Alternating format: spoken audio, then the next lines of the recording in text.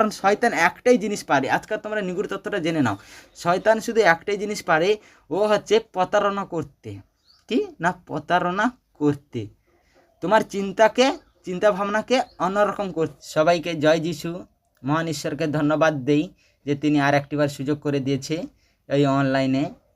তো বন্ধুরা, আজ আমরা এই চ্যানেলটিতে বাইবেল স্টাডি করব, বাইবেল অধ্যয়ন করব, যাতে খোঁজার চেষ্টা করবো ঈশ্বরের নিগুড় তত্ত্বকে। তো তোমরা এই চ্যানেলটিকে সবাই সাবস্ক্রাইব করো আর সঙ্গে থাকো। তো আজকাল যে বাইবেল স্টাডি করব, আদি পুস্তক 3 অধ্যায় 1 পদ, আদি পুস্তক 3 অধ্যায় 1 পত্রাই শুধু আজকাল স্টাডি করব। তো পরে পরে তার পদগুলো স্টেপ বাই স্টেপ স্টাডি করব।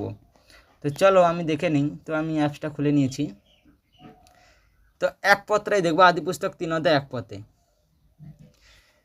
বলছে, সদাপ্রভু ঈশ্বরের নির্মিত ভূচর প্রাণীদের মধ্যে সর্বাপেক্ষা খল ছিল।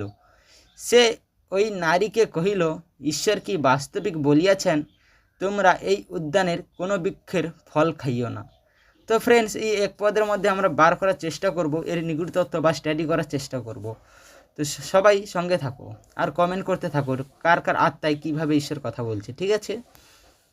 তো আমরা যদি দেখি, এখানে কিন্তু আদম আর হবাকে যখন শয়তান প্রতারিত করেছিল, মানে সর্প যখন প্রতারিত করেছিল, কিন্তু আমরা এখানে দেখছি যে শয়তানের কোনো নাম উল্লেখ নেই যে এর পিছনে শয়তান ছিল বা কী ছিল। এর পিছনে শুধু আছে ভূচর প্রাণীদের মধ্যে সর্বাপেক্ষা খল ছিল, মানে সর্বাপেক্ষা খল ছিল, মানে সাপ নারীকে প্রলোভন করছে। এর পিছনে কিন্তু শয়তানের কোনো উল্লেখ নেই। তাহলে এর পিছনে শয়তান ছিল কি না তা জানার জন্য আমরা একটা পদ বের করব। যখন 8 অধ্যায় 44 পদটা আমরা একটু বের করে দেখে নেব। যখন 8 অধ্যায় 44 পদ, তো এইটা দেখি। যখন 8 অধ্যায়, যদি আমরা 44 পদটা দেখি, দেখো লেখা আছে, তোমরা আপনাদের পিতা দিয়াবলের এবং তোমাদের পিতার অভিলাষ সকল পালন করাই তোমাদের ইচ্ছা। সে আদি হইতে নরকঘাতক, সত্যে থাকে নাই, কারণ তার মধ্যে সত্য নাই। সে যখন মিথ্যা বলে, তখন আপনা হইতেই বলে, কেননা সে মিথ্যাবাদী ও তাহার পিতা। তাহলে এখানে আমরা বুঝতে পারছি যে শয়তান হচ্ছে প্রথম থেকেই মিথ্যা কথা বলে। তাহলে সর্প যখন, মানে সাপটা যখন হবাকে মিথ্যায় মানে প্রতারিত করেছিল, তার এর মানে বোঝা যাচ্ছে যে এর পিছনে শয়তান ছিল।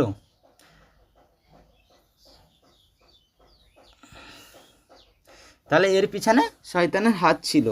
এবারে কিছু পয়েন্ট আমি নোট করেছি, এই বাক্যটার মধ্যে থেকে নোট করেছি, সেটা আমি এক এক করে বলছি। প্রথমটা আমরা দেখলাম শয়তান এর পিছনে ছিল। দ্বিতীয় আমরা দেখব শয়তান কেন সাপকে বেছে নিল।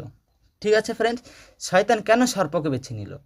তো ফ্রেন্ডস, আমি যেটা মনে করি, এখানে খল বলতে লেখা আছে, দেখো, প্রাণীদের মধ্যে সর্বাপেক্ষা খল ছিল। খল কথার অর্থ হচ্ছে, মনে হচ্ছে চালাক ছিল, ঠিক আছে?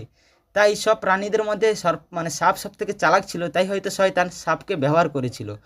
তো আপনারা কি জানেন, তো আপনারা কমেন্টে লিখতে পারেন, ঠিক আছে? তো আমরা হচ্ছে ঈশ্বরের সন্তান, তো আমরা যে যার আত্মায় আসে সে আত্মায় মানে কমেন্টে লিখবেন, ঠিক আছে?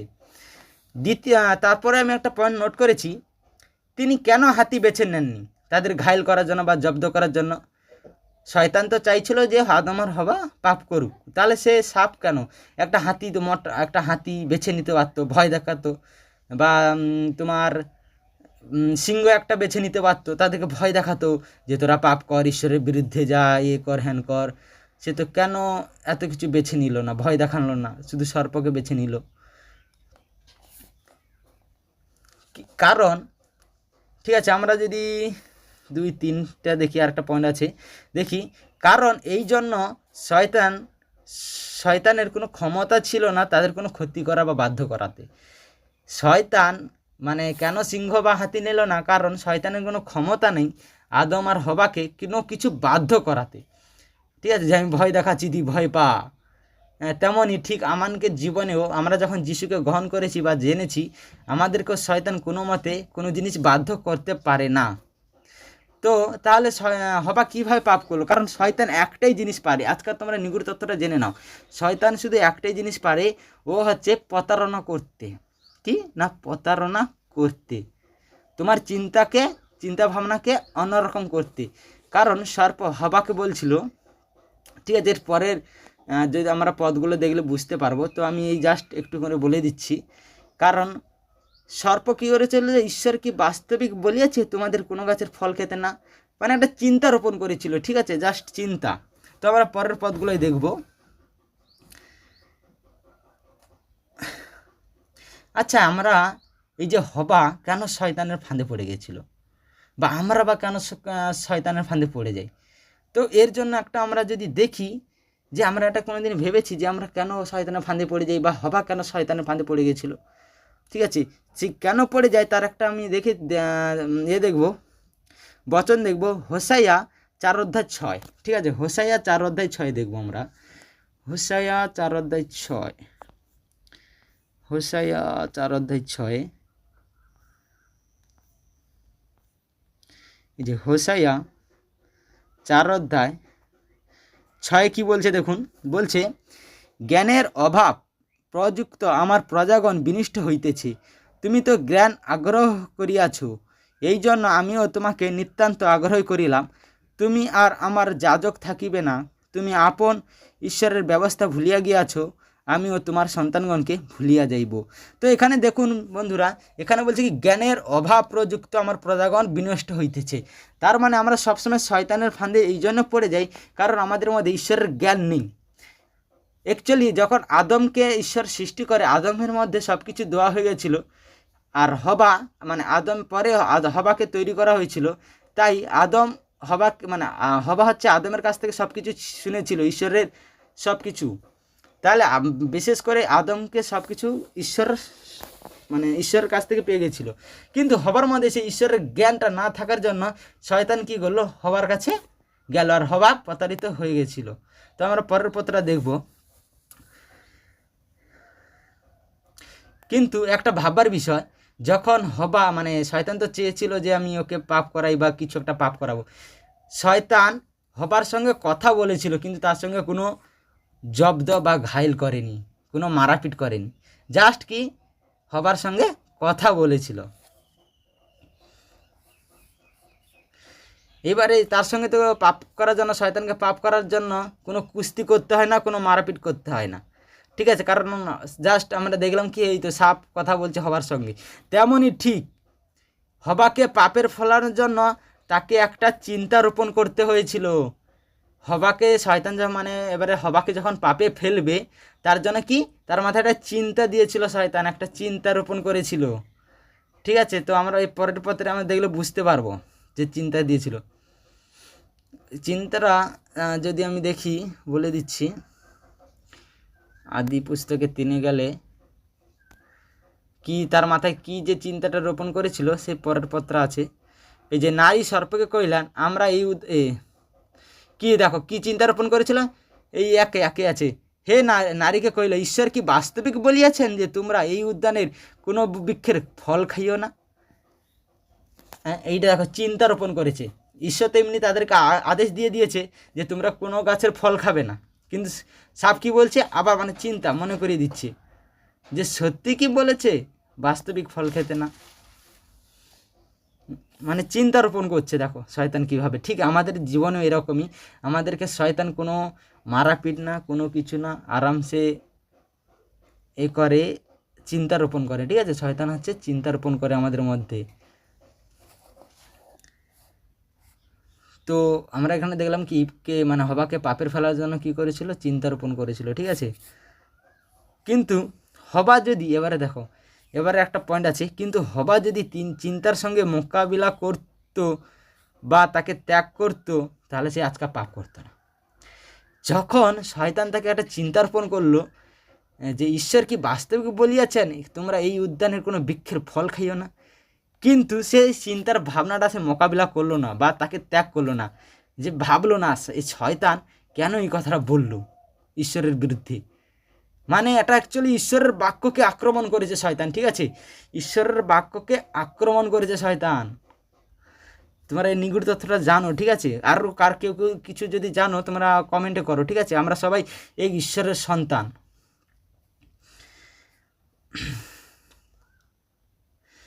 ঠিক আছে, ঠিক তেমনই আমাদের জীবনে কি হয়, শয়তান হচ্ছে চিন্তা ছড়ে দেয়, আর আমরা চিন্তাতে অনেক কিছু করি, কিন্তু যে চিন্তা যে কে দিচ্ছে সেটা আমরা কোনোদিন ভাবি না, আর আমরা নষ্ট হয়ে যাচ্ছে কি, জ্ঞান নেই আমাদের মধ্যে, ঈশ্বরের জ্ঞান নেই। তো আমাদের যে পাপ যে আসে, ঠিক আছে, এই যে পাপকে বন্ধ করার জন্য কী করতে হবে জানো, আমাদের যে পাপ বা শয়তান থেকে বাঁচার জন্য আরও একটা জিনিস আছে, ঠিক আছে, সে পত্রাও যদি দেখি, যাকব 1 অধ্যায় 14 থেকে 15, যাকব 1 অধ্যায় 14 থেকে যদি 15 দেখি, তাহলে আমরা আরও ভালোই বুঝতে পারবো। যাকব 1 অধ্যায়, নিউ যাকব যাকব যাকব যাকব যাকব যাকব হ্যাঁ, যাকব 1 অধ্যায় 14 থেকে 15 যদি আমরা দেখি, আমরা কেন পাপ করি, কেন শয়তানের ফাঁদে পড়ে যাই, দেখো লেখা আছে, কিন্তু প্রত্যেক ব্যক্তি নিজ কামনা দ্বারা আকর্ষিত ও প্ররোচিত হইয়া পরীক্ষিত হয়, পরে কামনা স্বর্গভা হইয়া পাপ প্রবেশ করে এবং পাপ পরিপক্ক হইয়া মৃত্যুকে জন্ম দেয়। মানে কি, শয়তান কিভাবে আসে, আমরা কীভাবে পাপ করি, আমাদের কামনা, লালসা, বাসনা, ঠিক আছে, আমাদের মধ্যে যে কামনা আসে, ঠিক আছে, সেখান থেকে। কারণ শয়তান যখন হবাকে একটা রোপণ করেছে, চিন্তা দিয়েছিল যে ঈশ্বর কি বাস্তবিক বলিয়াছে যে গাছের ফল খাইতে না, ভাববার বিষয়। বাস্তবে এই যে তার মধ্যে চিন্তা রোপণ দিল, তার মধ্যে একটা কামনা এলো, সত্যি তো ঈশ্বর কি বলেছে, ঈশ্বর তো এমনিতে আদম বলে দিয়েছে, আদম তো হবাকে বলেছে যে ঈশ্বর এই গাছের ফল খেতে না বলেছিল, কিন্তু তার মধ্যে ডাউট এলো, কারণ এর পদগুলো দেখবো পরে আমরা, ঠিক আছে। তো আমরা এখানে বুঝতে পারলাম, তাই আমাদেরকেও এই পথটা একটু জরুরি, যে এই যে 14 থেকে 15 আমরা কামনা বাসনার দ্বারা আমাদের পাপ হচ্ছে গর্ব হয়, ঠিক আছে, যার জন্য শয়তান আরামসে আমাদের পাপে ফেলে দেয়।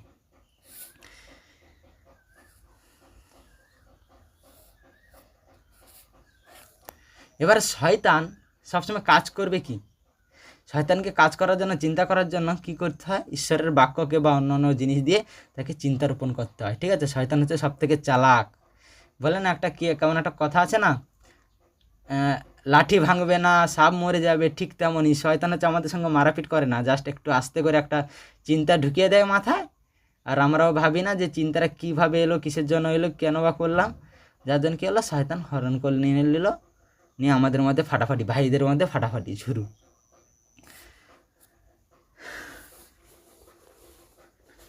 মোটামুটি আমরা যদি বাইবেলকে ফলো করি, বাইবেলে যদি আমরা দেখি যে বাইবেলে এই লেখাটাকে, শয়তানের কাজ হচ্ছে কি, বাইবেলের লেখাটাকে তোমার বাক্যকে বিপরীত ভাবতে বাধ্য করে, ঠিক আছে, বিপরীত ভাবতে, মানে ঈশ্বরের বাক্যকে বিপরীত ভাবতে সবসময় বাধ্য করে। যেমন ওই তো স্বাভাবিক একটা কথা, তো দেখো তোমার কথায় আদিপুস্তক, কথায় রে আদিপুস্তক 3 দেখো না, যখন হবার মধ্যে যখন একটা চিন্তা দিয়েছিল, হে নারী, নারীকে কইল, ঈশ্বর কি বাস্তবে বলিয়াছেন তোমরা এই উদ্যানের কোনো বৃক্ষের ফল খাইও না, বা এটা রোপণ চিন্তা, মানে বিপরীত একটা ভাবতে একটা বাধ্য করে দিয়েছে, বিপরীত। সাপ তো এটা বলতে পারতো, আচ্ছা তোমাকে এতগুলো গাছ আছে, সবগুলো খেতে না বলে এই একটা গাছকে কেন খেতে বলেছে, এটা তো বলতে পারতো যে এই গাছটাই কেন খেতে বলেছে, আর সব গাছ কেন খেতে না বলেনি কেন। কিন্তু না, শয়তান কি বললো, ঈশ্বর যে আদেশটা ঈশ্বর দিয়েছিল যে তোমরা এই গাছের ফল খাবে না, সেই মানে ঈশ্বরের বাক্যকে শয়তান আক্রমণ করেছে। কি, কেমন বাস্তবিক কি বলিয়েছে ঈশ্বর যে তোমরা এই গাছের ফল খাইও না। ভাবো, তোমরা একটু ভাবো শয়তান কীভাবে আমাদের সঙ্গে প্রতারণা করে। শয়তান, আমি বলে দিচ্ছি বারবার, শয়তানের কোনো ক্ষমতা নেই আমাদেরকে কোনো কিছু করার। শয়তানের শুধু একটাই ক্ষমতা, ও আমাদের মধ্যে চিন্তা রোপণ করতে পারে, আমাদের মধ্যে প্রতারণা করতে পারে। হালেলুয়া, ঈশ্বরের ধন্যবাদ হোক। আর একটা দেখুন, শয়তান ঈশ্বরের সমস্ত, মানে শয়তান হচ্ছে কি করে, ঈশ্বরের সমস্ত যে জিনিস আছে না, উত্তম উত্তম জিনিস বা যত বাক্য বলো, ঠিক আছে, সেগুলা মনোযোগ থেকে সরকানো বা মানে কি বলে ভুলে যাওয়ার চেষ্টা করায়, ঠিক আছে। শয়তান হচ্ছে মনোযোগ হাঁটায় বা ভুলে যাওয়ার চেষ্টা করে, যেমন হবাকে তুমি দেখে নাও, তেমন তার মধ্যে কেমন মনোযোগ হাঁটানোর চেষ্টা করেছিল, ভাবতে বাধ্য করেছিল। আচ্ছা ফ্রেন্ডস, আর একটা কথা, যে আদমের কাছে শয়তান কেন গেল না? ঠিক আছে, তার জন্য আমি বের করেছি। তোমার 2 তিমথিও 2:15 যদি দেখি, দেখো লেখা আছে, তুমি আপনাকে ঈশ্বরের কাছে পরিশুদ্ধ লোক দেখাইতে যত্ন করো, এমন কার্যকারী হও যাহার লজ্জা করিবার প্রয়োজন নাই, যে সত্যের বাক্য যথারূপে ব্যবহার করিতে জানে। হালেলুইয়া, আমিন। ঈশ্বর, তাহলে আমরা এখানে আরেকটা যদি দেখি যে আদম মানে আদমের কাছে কি শয়তান যায়নি? নিশ্চয়ই গিয়েছিল। কারণ আদম যখন তাকে প্রলোভনে ফেলার বা চিন্তা রোপণ করার চেষ্টা করেছিল, আদম হয়তো শয়তানকে ডাইরেক্ট মানে না বলে দিয়েছিল বা কিছু একটা তার চিন্তাকে ধারেইনি। ঠিক আছে, কারণ এখানে আদমের কাছে তার কি ছিল? ঈশ্বরের সত্য বাক্যর যথারূপে ব্যবহার করতে জানতো, যার জন্য হয়তো আদমের কাছে যায়নি। হবার কাছে কেন এসছে? কারণ হবা হচ্ছে আদমের কাছ থেকে সব কিছু শুনেছিল, আর আদম কি করেছিল? ডাইরেক্ট ঈশ্বরের কাছে সব কিছু শুনেছিল, যার জন্য হবার কাছে সেই জ্ঞানটা ঈশ্বরের জ্ঞান ছিল না। ঠিক আছে, যার জন্য সে ঈশ্বরের বাক্যটাকে মানে যথাযথভাবে ব্যবহার করতে মানে পারছিল না সত্যের বাক্যকে, যার জন্য কি করলো?